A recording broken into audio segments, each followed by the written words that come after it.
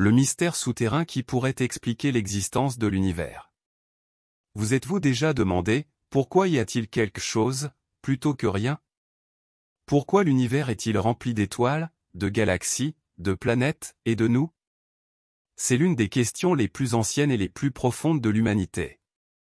Et peut-être que nous sommes sur le point d'y répondre. Pas dans le ciel. Mais à plus d'1 kilomètre sous terre? Au cœur du Midwest américain. Quelque chose de colossal est en train d'être construit dans les profondeurs de l'ancienne mine Homestake, dans le Dakota du Sud. Ce n'est pas une excavation ordinaire.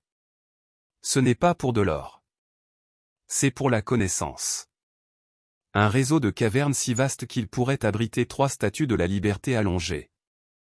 Et aussi froid que le côté obscur de la Lune. Là, seront stockés 4 lacs artificiels gigantesques.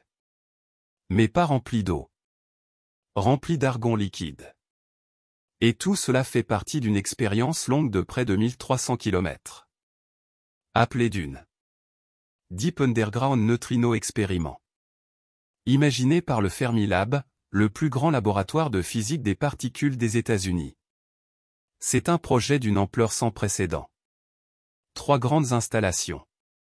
2 États américains. Et un objectif ambitieux, comprendre pourquoi la matière a gagné contre l'antimatière après le Big Bang. Car, selon les lois de la physique, cela n'aurait jamais dû arriver. L'univers aurait dû s'autodétruire avant même de commencer. Après le Big Bang, la matière et l'antimatière ont été créées en quantité presque égale. Quand elles se rencontrent, elles s'annihilent. Mais, pour une raison inconnue, pour chaque 3 milliards de particules d'antimatière, 3 milliards et une particules de matière sont apparues. Cette unique particule supplémentaire est la raison pour laquelle nous existons. Pourquoi? Pourquoi l'univers a-t-il rompu sa propre symétrie? La réponse se trouve peut-être dans l'une des particules les plus mystérieuses jamais découvertes, le neutrino. Les neutrinos sont partout. Des milliards traversent votre corps en ce moment même. Et vous ne sentez rien. Ils interagissent à peine avec la matière. Un neutrino peut traverser 5 années-lumière de plomb, sans être arrêté. Les étudier, c'est comme tenter d'attraper une ombre à main nue. Et pour cela, il faut plus que de la patience. Il faut de l'ingénierie de très haut niveau. Le voyage commence dans l'Illinois, au Fermilab. C'est là que se trouve le PIP2, l'accélérateur de neutrinos le plus puissant du monde. Il propulse des protons à une vitesse proche de celle de la lumière.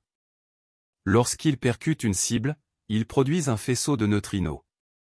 Ce faisceau traverse 1286 km de croûte terrestre. Sans tunnel, sans câble. Directement jusqu'à l'ancienne mine Homestake, dans le Dakota du Sud. En chemin, il passe par 2 détecteurs. Le premier se trouve à 600 mètres de la source. Il est compact, 12 mètres sur 3. Il sert à calibrer le faisceau. Mais le véritable spectacle se trouve dans le second détecteur. À 1475 mètres de profondeur. 3 cavernes géantes accueilleront des structures à la pointe de la technologie. C'est là que sera installé le LARP, une chambre de projection temporelle remplie d'argon liquide. Imaginez un réservoir scellé, isolé thermiquement, capable de maintenir l'argon à -184 degrés Celsius. Son intérieur est tapissé de 24 km de fils ultra fins. Assez sensible pour détecter la charge électrique générée lorsqu'un neutrino percute un noyau d'argon. C'est comme faire un scanner subatomique, avec une précision au millimètre. Rien de tout cela ne serait possible sans un chantier d'ingénierie monumental. Le puits de la mine a dû être entièrement rénové. Tout le revêtement en acier corrodé a été remplacé. Des machines géantes, comme la foreuse Jumbo, ont été démontées, descendues sous terre et remontées sur place. Plus de 800 000 tonnes de roches ont été extraites. Et renforcées par des boulons de 6 mètres pour éviter les effondrements. Et tout cela, en préservant la façade historique de l'ancien château de transport, intacte.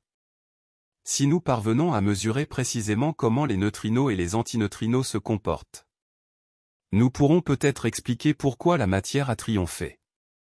Nous pourrons enfin comprendre comment l'univers a été sauvé de sa propre destruction. Ou alors, nous découvrirons peut-être quelque chose d'encore plus étrange. Dans un monde où beaucoup cherchent des réponses dans les étoiles, certains scientifiques regardent vers le bas, vers les entrailles de la Terre. Dans l'obscurité glaciale d'une mine abandonnée, une nouvelle lumière est sur le point de naître. Elle ne viendra pas de laser ni de lampe, mais de particules invisibles, qui traversent tout même le temps. Le dune pourrait non seulement bouleverser notre compréhension de l'univers, il pourrait transformer notre vision de nous-mêmes. Car, au fond, la plus grande question de l'univers nous attend peut-être dans les profondeurs.